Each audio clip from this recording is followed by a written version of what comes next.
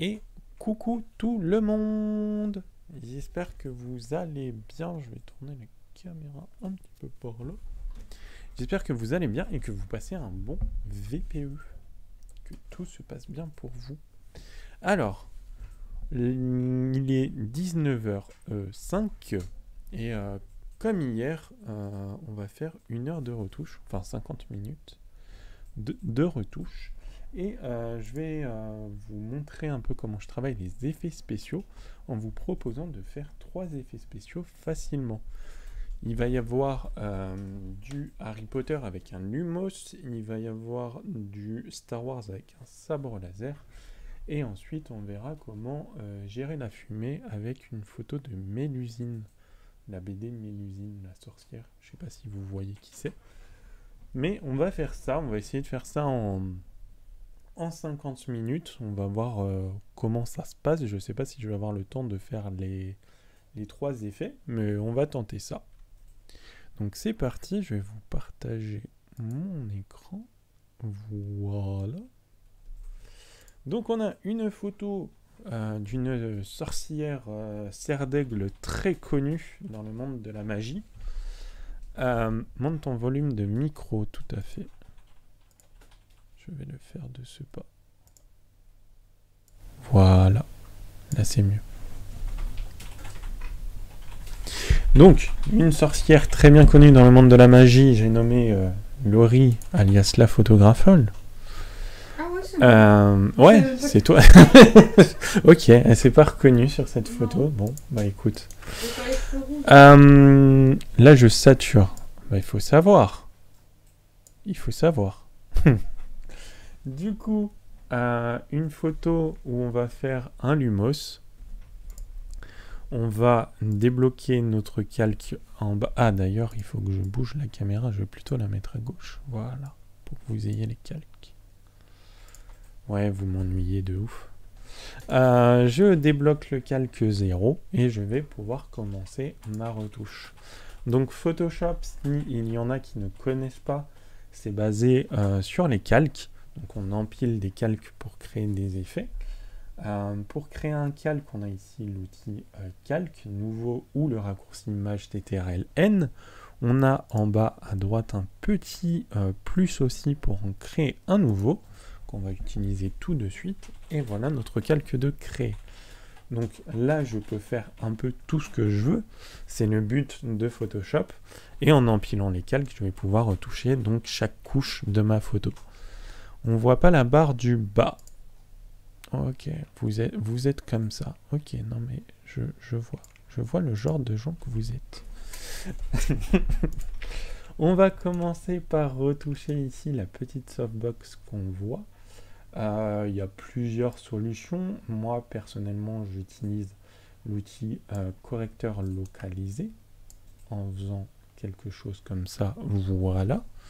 L'outil correcteur localisé, on peut échantillonner tous les calques pour qu'ils prennent les calques du dessous afin d'avoir une retouche non destructif, vu que là on est sur un calque, donc il est à part de notre photo et donc on peut le supprimer comme on veut. Si je fais sur le calque, je vais le supprimer ici.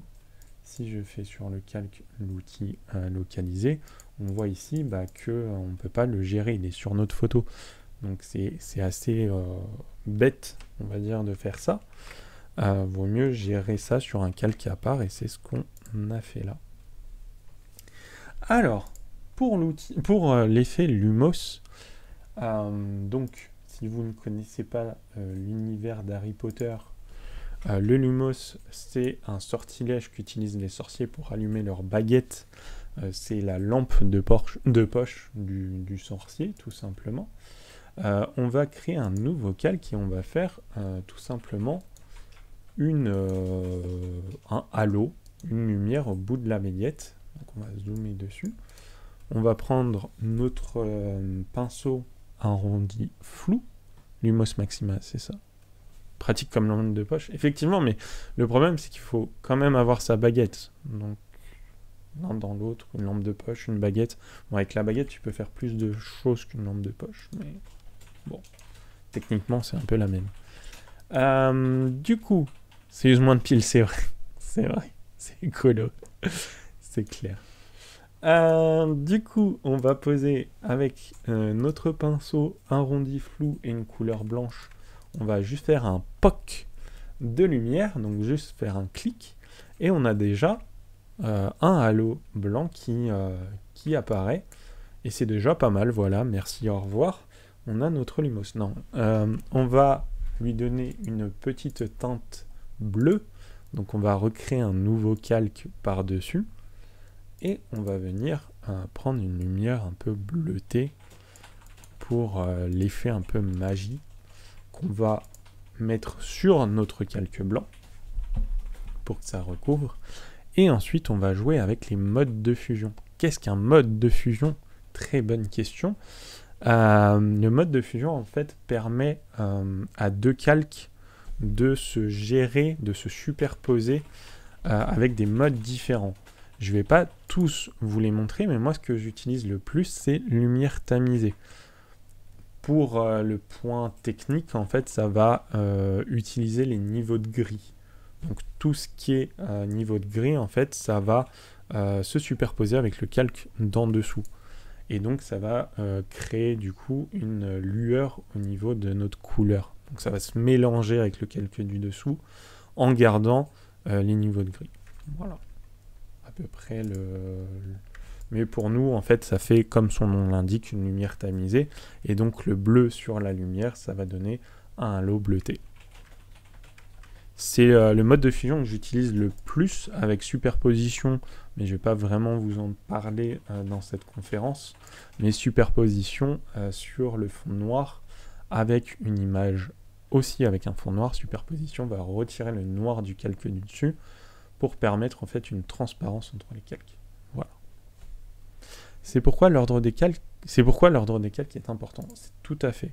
Les calques, comme je vous ai dit, se superposent. Donc on a du plus haut au plus bas. Le plus bas étant notre photo, vu qu'il faut tout superposer. C'est comme les calques à peu près à l'école qu'on utilisait. On met une feuille de calque sur le document pour repasser. Bah là, c'est un peu la même logique. On va utiliser des calques au-dessus de notre photo pour faire des couches.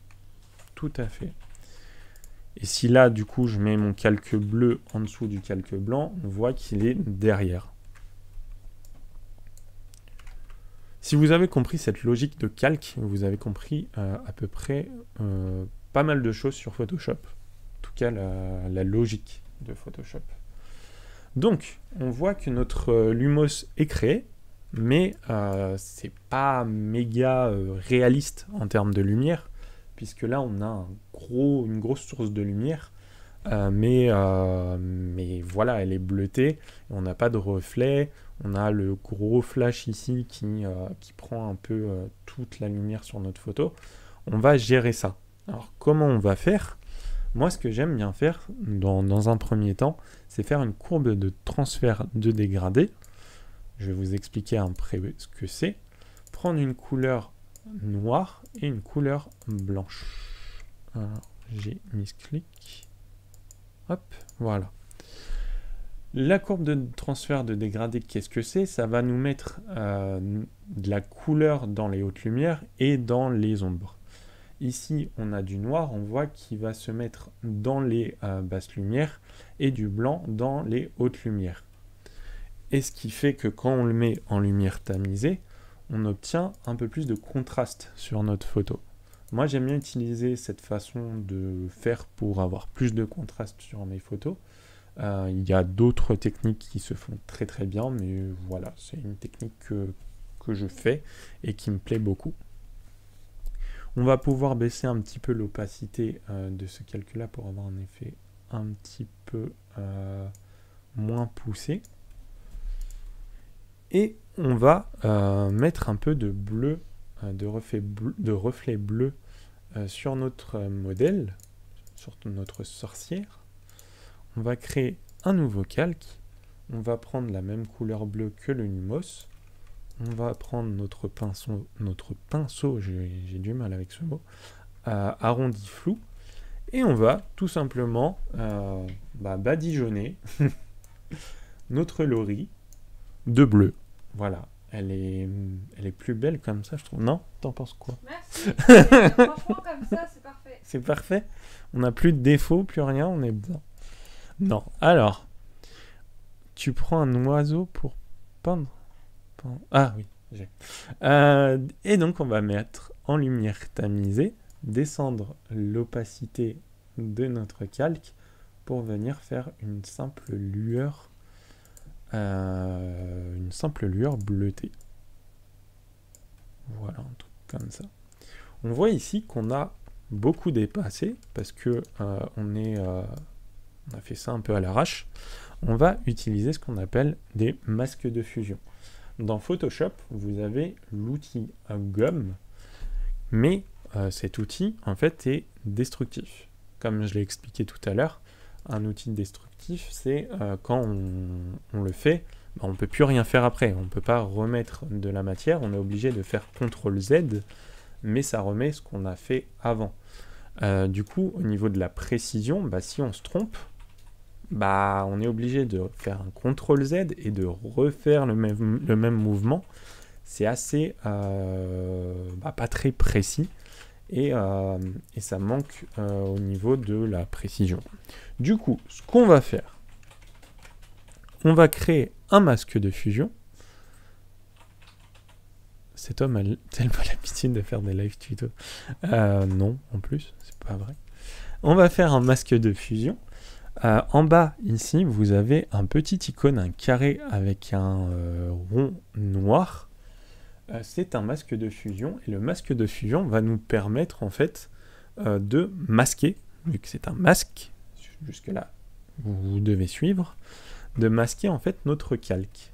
Donc, c'est comme si qu'on mettait une feuille noire, on masque notre calque. Je vais vous montrer comme ça, on masque notre calque. Donc on ne voit plus le calque du dessous. Et on va pouvoir gratter le noir pour montrer ce qu'il y a en dessous. C'est l'inverse du coup. Un calque blanc. Et on met du noir pour... oui, pardon. C'est l'inverse, effectivement. Merci Madame Laurie. Ça arrive, tout à fait. On a du coup le masque blanc qui montre toute notre photo et on va mettre du noir, pour masquer. Le masque étant le noir, tout à fait. C'était pour voir s'il suivait. Ah oui, d'accord. Ouais, il n'y a que toi qui suis apparemment. C'est fou. Hein. Du coup, comme a très bien dit Laurie, alias la photographole, sur YouTube et les réseaux sociaux, on met du noir pour masquer. Ici, on a notre pinceau noir et on va mettre du noir pour masquer ce qu'on a envie de masquer. Et là où est le truc qui est cool, c'est que avec le pinceau blanc, on va pouvoir en remettre de la matière et donc être beaucoup plus précis sur notre retouche. Donc si on se trompe, on va pouvoir prendre la couleur blanche et remettre de la matière sur notre calque. Voilà, voilà. Donc les masques de fusion, c'est très très utile en termes de retouche, parce qu'on va pouvoir faire beaucoup de choses avec.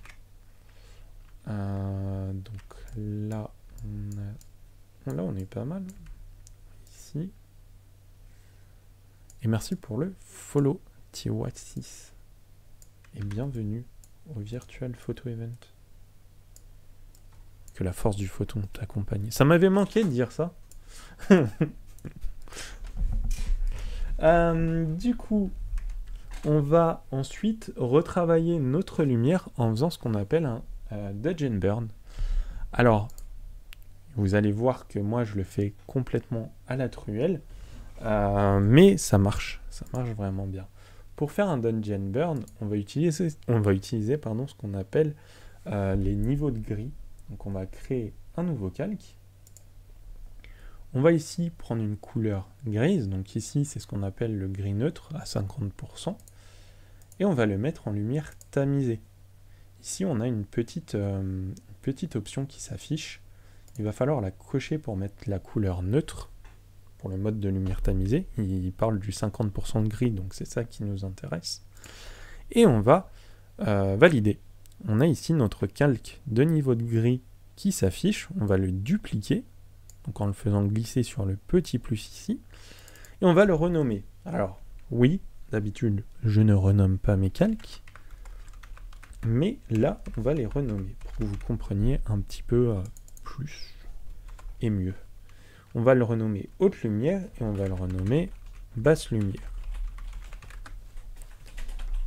Il faut faire un clip Dri renomme ces calques tout à fait. Qu'est-ce que vous parlez? 50 nuances de gris pour faire de la... On va prendre une couleur noire, on va se mettre sur le calque basse lumière. On va prendre une opacité à 30%, on va dire. Et on va venir un petit peu assombrir notre photo. Le but étant de rendre cette lumière du Lumos réaliste. Donc on sait qu'on a une petite source de lumière ici. Donc on va laisser la lumière qui est sur le visage de notre modèle. On va laisser ici la lumière qui est présente. On va assombrir le contour pour faire un effet un peu plus halo. Et c'est pas le jeu vidéo dont je parle. Et on va garder un truc un peu comme ça. Je pense. On va voir après. On va se mettre sur notre calque de haute lumière. On va prendre une couleur, comme vous l'avez deviné, blanche. On va réduire un peu plus l'opacité. Et on va venir encore un peu plus. Et on va venir éclaircir un petit peu les ombres. Sachant que ça, on peut carrément le faire à la prise de vue. Mais j'ai mal géré ma lumière, ça arrive. Et vous voyez qu'on peut carrément récupérer la chose. Après, c'est compliqué parce que ici, il faudrait une source de lumière, ce qu'on n'a pas. Il faudrait par exemple une LED accrochée à la... Ils ont clippé. Une LED accrochée à la baguette, par exemple, ou quelque chose comme ça. Mais ça rendra jamais l'effet du Lumos. Mais j'ai jamais essayé, mais peut-être qu'au niveau de la lumière sur un modèle, ça marcherait, je ne sais pas. Ils ont clippé. Non mais sérieusement. Donc on va un petit peu accentuer la lumière ici. Alors oui, la fumée que vous voyez, c'était quand on avait la machine à fumer, mais malheureusement elle est tombée en panne. Il faut que j'en rachète une parce que la machine à fumer, c'est quelque chose de très très cool. Sur Affinity Photo, on a un outil dédié au Dodge and Burn. D'accord, je connais pas du tout Affinity Photo, mais d'accord.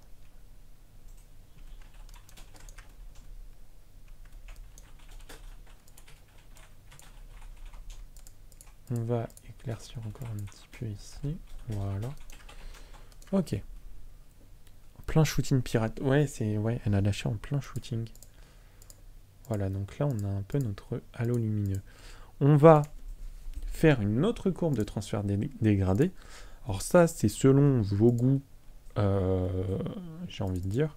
Mais moi, j'aime beaucoup prendre les codes du cinéma et faire une sorte d'étalonnage de ma photo avec du bleu et du orange. J'ai plus le terme exact, mais il y a un... Non, le nom de l'étalonnage que font les cinéastes, qui est très très utilisé dans les films. Mais si vous tapez sur Google bleu et orange au cinéma, vous allez trouver. Mais oui, la courbe de transfert de dégradé, c'est effectivement un virage partiel. Ça va rajouter du coup des bleus dans les basses lumières et du orange dans les hautes lumières. Donc là, on a mis en lumière tamisée et on va réduire l'opacité pour avoir un petit filtre bleu et orange. Je vois que mes basses lumières sont pas folles. Alors ce qu'on peut faire, c'est mettre un masque de fusion, prendre une couleur noire et venir un peu estomper notre calque de basse lumière, enfin notre Dungeon Burn. Ok. J'ai vu qu'on pouvait avoir une machine pour une 50aine d'euros. Oui, tout à fait. Pour l'instant, c'est mon chéri qui crache de la vapote électrique. On l'a tous fait. Direz-vous que ça vaut le coup ou vaut-il mieux investir pour une machine à fumer? Ça dépend en fait de l'effet que tu veux donner. Une vapote, tu n'auras jamais cet effet de brouillard de fumée qui est très épaisse. Aussi, il y a le mouvement de la vapote. La vapote, ça va être une fumée qui part très vite, que la machine à fumer reste. Enfin voilà, ça dépend vraiment de l'effet que tu veux. Après, la machine à fumer, j'avoue, j'ai eu très peur avant d'en prendre une. D'ailleurs, on me l'a donnée, donc j'ai pu tester. Mais c'est quelque chose qui est très très très très cool.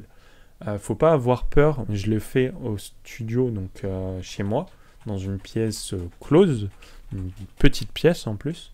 Faut juste ouvrir les fenêtres, ne pas se mettre à côté du détecteur de fumée, même s'il faut une grosse quantité pour qui se déclenche, mais ça marche très très bien. Ça marche très très très très très très très bien. Voilà pour l'idée globale du Lumos. Je ne vais pas aller plus loin. Pour faire un Lumos, du coup, vous avez deux calques. Un calque avec un pinceau arrondi flou que vous mettez sur votre baguette. Pour teinter la lumière, un calque avec pareil un pinceau arrondi flou de couleur en lumière tamisée. Et après, vous venez faire un petit dodge and burn avec des calques de niveau de gris en lumière tamisée, des courbes de transfert dégradées si vous aimez ça, et on a notre effet plutôt simple. Il est déjà 27, c'est assez fou. Ça passe trop vite. Ça passe vite, hein. Ça passe trop vite. Je vais jamais avoir le temps de faire les trois, mais c'est pas grave. Ah, je croyais que tu parlais déjà de la fumée en fait, mais ouais. Non, mais c'est pas grave. C'est vraiment pas grave. C'était vraiment pour prendre trois effets et voir. Voilà. De toute façon, le 19-20, c'est la retouche. Je pensais que tu montrais les effets, pas la retouche en entier. Ah, d'accord. Si. Logique. Après, le Lumos, c'est le Lumos. On va avoir un sabre laser. Je pense que ça peut vous intéresser de voir la fabrication de sabres laser. On a toujours notre Laurie nationale. Voilà. Qui passe de sorcière de serre d'aigle à site. Voilà. On passe d'univers en univers avec toujours la même modèle. Du coup, oui, j'ai une sacrée carrière, c'est ça. Comment faire un sabre laser? Alors ça va être... là, on va voir en fait l'outil plume. Je sais que Laurie l'a expliqué hier, mais pour ceux qui n'étaient pas là, je vais leur expliquer. On va créer un nouveau calque et on va venir faire la forme de notre sabre. L'outil plume, comment ça marche? L'outil plume, ça va être des points qu'on met sur notre calque, comme ceci. J'en vois beaucoup qui font, quand il y a une forme complexe, notamment là c'est pas le cas, qui font un truc en mode comme ça, avec des points vraiment partout. C'est pas la bonne méthode.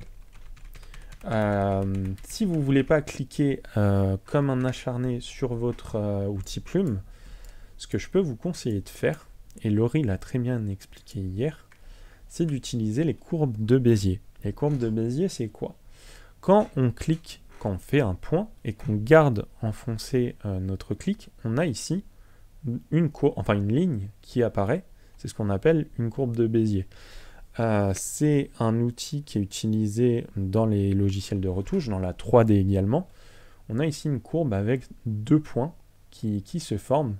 Le but, ça va être de faire en sorte que notre ligne suive le tracé qu'on a envie de faire. Alors ici, c'est pas le bon exemple puisque je suis obligé de le mettre comme ça. Mais on voit ici que si on reclique, notre ligne forme une courbe. Je vais vous montrer peut-être sur une forme un peu plus complexe parce que c'est l'outil en fait que je veux détailler sur cette photo. On va faire notre forme. On va faire notre forme et je vais vous montrer sur une forme un peu plus complexe. Hop. Voilà. Ensuite, quand on a fait notre forme, on clique droit, on fait définir une sélection, et on va cliquer sur OK, et on a notre tracé. Je vais créer un nouveau calque, et après je reviens à l'outil plume tout de suite. Je vais prendre une couleur blanche. Augmenter l'opacité. Voilà. L'outil plume. Je vais reprendre pour une forme un peu plus complexe. Ici, par exemple, on a des lignes qui forment des courbes. On va faire un point ici. On va cliquer. On voit que notre courbe elle fait un truc en 2 temps, j'ai envie de dire. Je ne suis pas fort en géométrie. Mais on va pouvoir mettre, par exemple, un point ici. Faire en sorte que notre courbe de Bézier continue la manche. Donc le placer, par exemple, ici. Faire en sorte qu'en bas, ça soit cohérent. Et venir mettre un point sur notre manche un peu plus haut, par exemple ici, et pareil, venir continuer le tracé de la manche, et on voit qu'en bas, en fait, ça fait naturellement la continuité de notre tracé. On va continuer encore, et puis un autre point, et on voit ici que le point que j'ai avec la souris, je la mets vraiment sur le tracé de la manche. Et on voit que naturellement, on a notre tracé qui se forme. C'est assez simple d'utilisation, mais il faut juste comprendre comment ça marche. J'aurais très bien pu faire un truc un peu comme ça. On voit que ça marche aussi, mais c'est pas très réglementaire. Voilà pour l'outil plume.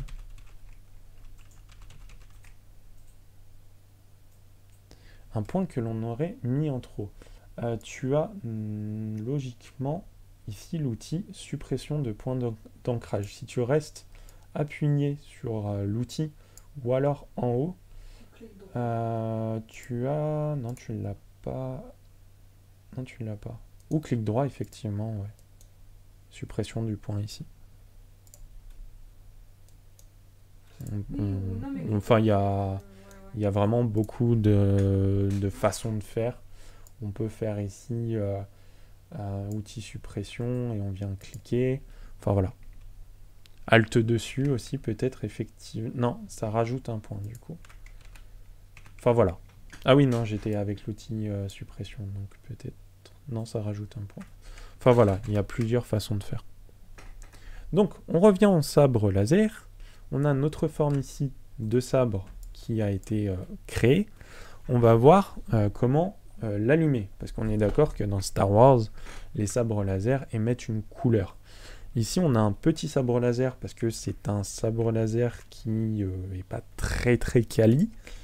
Mais on va pouvoir l'agrandir en faisant un CTRL T et en augmentant, on va dire, la taille de la lame. Alors ici, c'est pas très grave si je suis pas sur la lame du sabre, c'est juste un guide en fait pour créer ma lame en effets spéciaux. Et on va donc allumer notre lame. Pour faire ça, on va faire un clic droit sur notre calque et aller dans les options de fusion.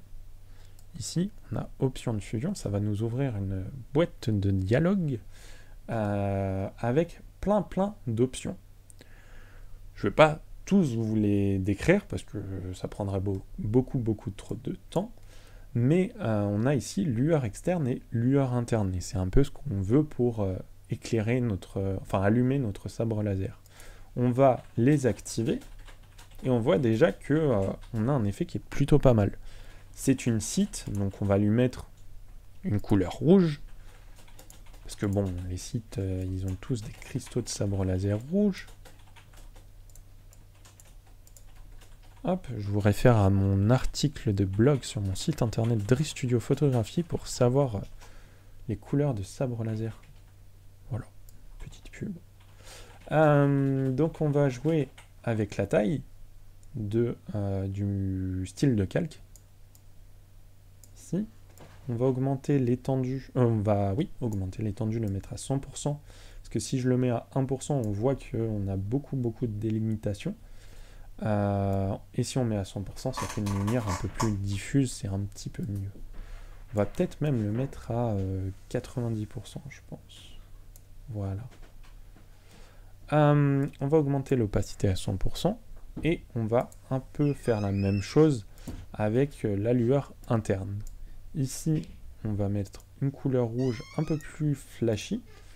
On va augmenter la taille et par contre ici on va baisser l'étendue pour avoir un peu des lignes physiques, si je puis dire, qui se mettent. On va augmenter un petit peu l'opacité. On va quand même un petit peu réduire l'étendue. Enfin l'augmenter. Voilà. Là on a un sabre laser qui paraît pas mal. J'ai piqué le compte de Ben. Coucou Wolfie. Ce que j'aime bien faire sur mes sabres laser, c'est une petite lueur ici. Alors ça va être exactement pareil que le Lumos, mais du coup on va revoir un petit peu, si vous avez suivi, comment faire ça. On va prendre un pinceau arrondi flou qu'on va mettre sur notre sabre. On va créer un nouveau calque. On va prendre une couleur rouge qu'on va mettre sur la lueur et qu'on va mettre en lumière tamisée. On va prendre nos deux calques, vous maintenez CTRL comme dans tous les logiciels pour sélectionner plusieurs éléments. CTRL T, on va la positionner un peu mieux. On va même pouvoir l'écraser un petit peu et la tourner pour avoir un petit côté flair sur la lame. On va, pour cette modification de ton de Voura, on va faire une courbe de transfert de dégradé. Et comme sur le Lumos, on va mettre une couleur noire et une couleur blanche.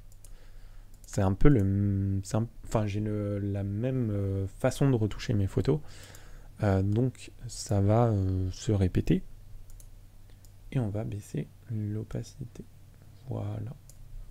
Les 37, bon ça va.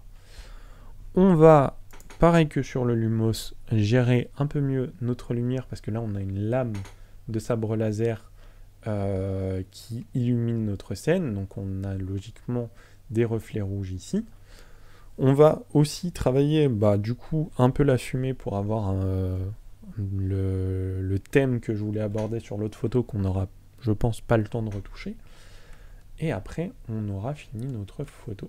Donc, pour ça, on va créer un nouveau calque. On va prendre un pinceau arrondi flou qu'on va mettre sur la modèle. On va la passer en lumière tamisée. On va descendre l'opacité. Voilà. On va mettre un masque de fusion. Je rappelle, le masque de fusion, on prend la couleur noire pour masquer la couleur blanche pour faire réapparaître notre calque. Voilà. Et ensuite, on va faire un petit Dodge and Burn. Donc, je vous dis, je retouche à peu près avec les mêmes outils. C'est pour ça que Photoshop, faut vraiment pas en avoir peur. Il faut juste trouver les outils avec lesquels on va retoucher. Et une fois que c'est fait, vous allez voir que vous allez toujours utiliser les mêmes outils. Il y a des tonnes et des tonnes et des tonnes d'outils dans Photoshop, des façons différentes de faire. Mais il ne faut pas du tout en avoir peur. Donc on va mettre de la lumière sur notre capuche. N'hésitez pas à poser des questions. même sur ma pratique de retouche, il n'y a aucun problème. Voilà. On va faire un truc un peu comme ça. Et on va venir recréer un nouveau calque avec toujours de la lumière tamisée, du gris. Et recoucou connaisse. Vous avez vu les habitués, j'ai rien dit. C'est vrai, c'est vrai, c'est vrai. C'est vrai, mais de toute façon, là, je vais avoir le temps de gérer la... Je vais avoir le temps de gérer la fumée, pardon. Je vais y arriver. Et comme ça fait un rappel et on est bien. Voilà. Alors, la fumée. On va créer un nouveau calque. On va importer ce qu'on appelle des brushes. L'ordre entre quelle lumière et quelle couleur est-il important ou c'est juste une habitude? Alors non, il faut que ta couleur soit au-dessus de ta lumière. Sinon, ça va pas teinter ta lumière, vu que la lumière blanche sera au-dessus de la couleur. Tu vas avoir un halo rouge derrière la lumière. Ce qui n'est pas ce qu'on veut. Exemple. Exemple ici, si je passe ma couleur en dessous, tu vois que l'effet n'est pas le même. On a une lumière rougeâtre, mais c'est pas ce qu'on veut. Nous, on veut vraiment l'effet rouge. Voilà. Pour la fumée, moi, ce que je fais, c'est que j'utilise des brushes, vu que la machine à fumer est en panne. Donc, les brushes, vous en avez des tas sur Internet que vous pouvez télécharger. Je ne vais pas vous faire la démonstration, mais vous mettez le mot en anglais brush suivi de brush. Et les premiers sites que vous allez trouver, normalement, vous trouvez votre bonheur. Vous téléchargez l'archive zip, vous l'ouvrez, vous double-cliquez sur le point ABR avec Photoshop d'ouvert, et votre brush va automatiquement se mettre ici. Donc ici, c'est en faisant clic droit, et vous allez voir que j'ai beaucoup trop de brushes. Moi, ce que je fais, c'est que j'ai téléchargé un brush de fumée qu'on va tout de suite chercher et trouver. Tellement j'en ai, c'est que je m'y perds. C'est pas celui-là que vous avez vu, c'est celui-là. On va prendre une couleur blanche et on va mettre notre fumée avec une opacité à 100% s'il vous plaît. Ici. Alors pourquoi je la mets petite? Pourquoi je la place pas directement comme ça et je la mets là? Parce que le problème, c'est que si je veux la retravailler, ma fumée va être coupée. Donc je la mets en plein milieu de mon image pour être tranquille. Je vais faire un CTRL-T et là je peux l'agrandir ou la rétrécir sans qu'elle soit coupée. Voilà.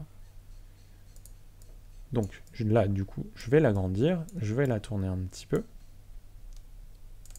Je vais valider et je vais baisser l'opacité de la fumée pour faire un effet un peu plus diffus.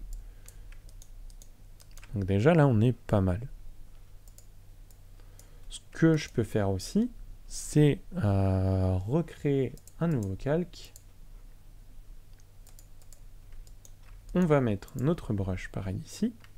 On va faire un CTRL-T et faire une déformation. La déformation, comme son nom l'indique, ça va déformer le calque. Donc ici, en fait, on a un quadrillage qu'on voit. On va déformer en fait les lignes du quadrillage pour déformer en fait ce qui est en dessous, notamment le calque. On peut rajouter des lignes, si ça veut bien marcher. Je crois qu'ils ont changé le raccourci ou je suis pas dans le mode... Ouais. Je dois pas être dans le bon mode ou je sais pas quoi. Normalement, on peut rajouter des lignes. Bon, c'est pas grave. Donc, on va pouvoir du coup déformer les calques et faire des effets qu'on souhaite, notamment ici donner du mouvement à notre fumée. On voit ici qu'elle était plate, on peut la faire un petit peu plus arrondie pour faire des effets assez cool. Hop, voilà. Et on va pouvoir la prendre, l'agrandir pour faire une petite courbe sur la fumée. Faire un effet un peu plus volatile. Vous allez bien après cette journée de convention, mais complètement.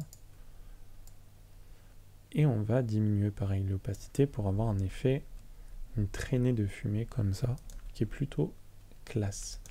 On va pouvoir teindre notre fumée. Donc, on va prendre un nouveau calque.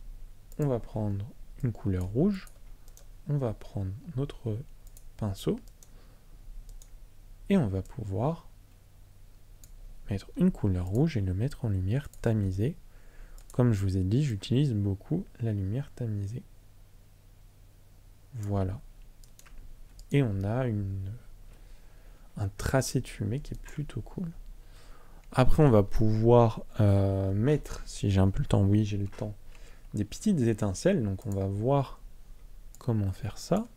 Je vais prendre mon dossier ici. Du coup, je vous ai dit qu'on n'allait pas voir le mode de fusion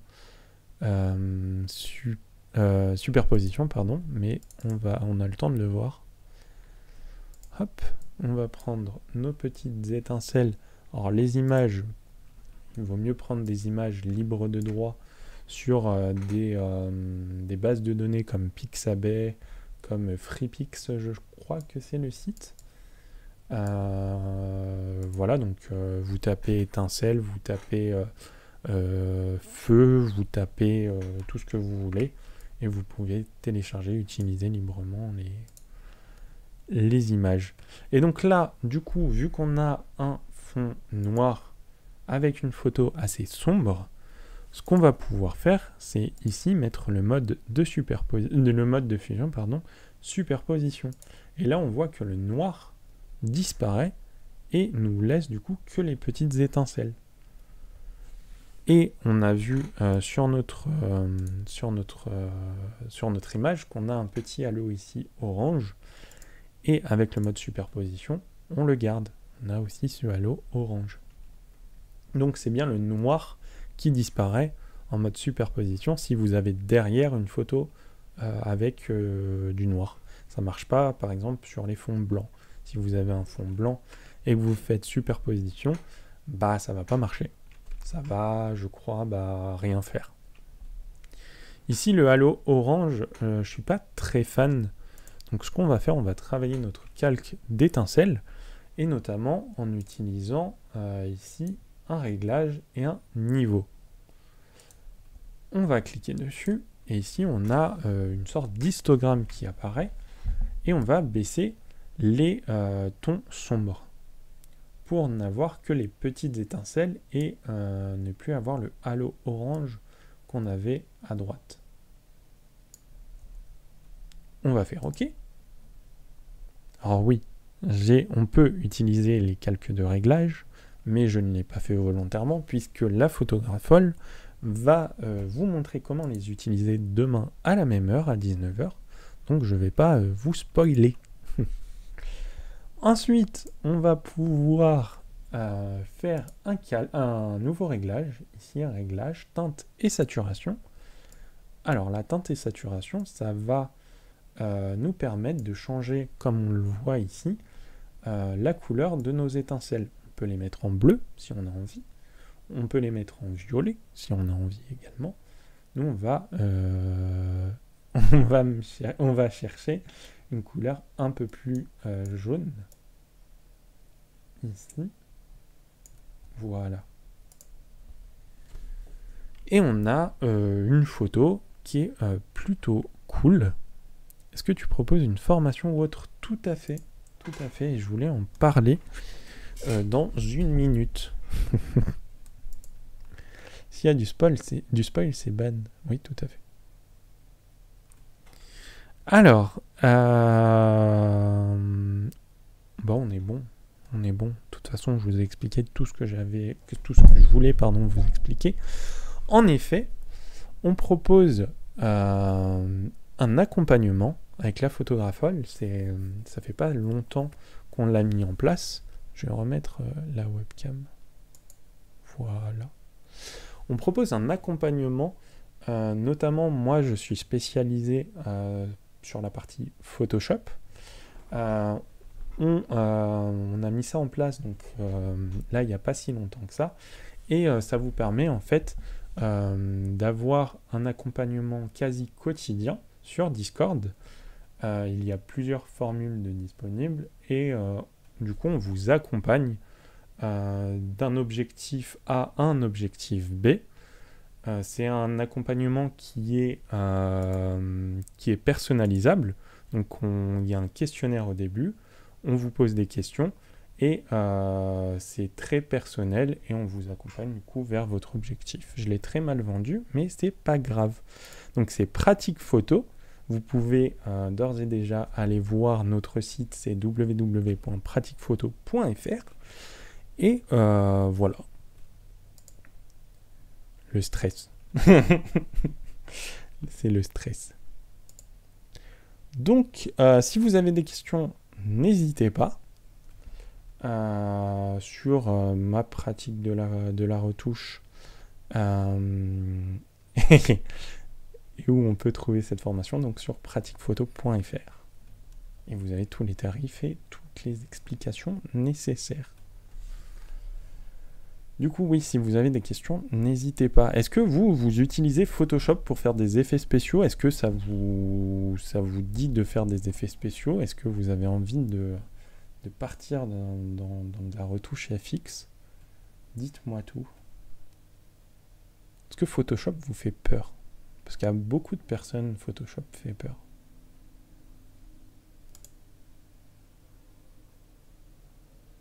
Oui, tout le temps du Photoshop. Oui, de plus en plus cool. Cool. Du coup, Magino Body, tu fais du FX aussi? J'essaie les FX, mais pas évident, effectivement, ouais. Je dirais que je fais des expériences sur Photoshop. Photoshop. Parfois, ça peut servir, ouais, en effet. Photoshop, c'est une usine à gaz, hein, comme je le disais. C'est un logiciel qui est utilisé par de nombreux domaines, pas que la photographie. On a le dessin, on a l'infographie, on a plein de choses. Et du coup, on est un peu perdu dans tous ces outils, mais la plupart ne vont pas nous intéresser en termes de photographie. Par contre, ce qui est bien, c'est qu'on peut bidouiller dans tous les sens. Tout à fait ça. De toute façon, je pense que quand on se met à Photoshop, on bidouille. C'est le synonyme de Photoshop, bidouiller. MacGyver de Photoshop, Cédric, tout à fait. En plus, sur Photoshop, on peut faire la même chose par plusieurs biais. Ouais, complètement. Moi, c'est ce qui me plaît en fait dans Photoshop, c'est vraiment ce côté. J'ai envie de faire un effet, je vais chercher un peu comment, avec mes connaissances, créer cet effet. Et vraiment, à partir de rien, à partir de brush, avec l'outil déformation, déformer les brushes, avec les options de fusion, comment faire pour donner un peu de relief à mon effet, de la lumière, tout ça. Enfin, on est vraiment créateur de la photo. Et du coup, je trouve ça très stylé. Et j'ai à peine essayé pour mettre en scène des modèles Lego. Mais il faut continuer. Mettre Photoshop, non. Photoshop, Adobe Bidouille, mais complètement c'est ça. C'est exactement ça. Du coup, il est 53. Si vous n'avez pas d'autres questions, je vais laisser le temps de la pause youtubienne pour que nous, on aille se restaurer parce qu'on a faim. Et ensuite, on enchaînera avec la soirée jeux photo. Donc il y aura Sébastien Wagnon, il y aura Sylvain Lepoutre, il y aura JG Photographie qui est dans le chat, il y aura Hervé, il y aura Phil Darian, et il y aura Fabien Lambray. Et on va nous animer avec Laurie cette soirée pour leur faire des jeux photos. Et le truc, je spoil un peu, c'est que le chat va être mis à contribution. Donc restez connectés parce que on va vous demander de faire des choses également. Voilà. Je vous fais des bisous. J'espère que ça vous aura plu, que vous aurez appris des choses. Et on se donne rendez-vous à 20h30 pour la soirée jeux photo. Des bisous.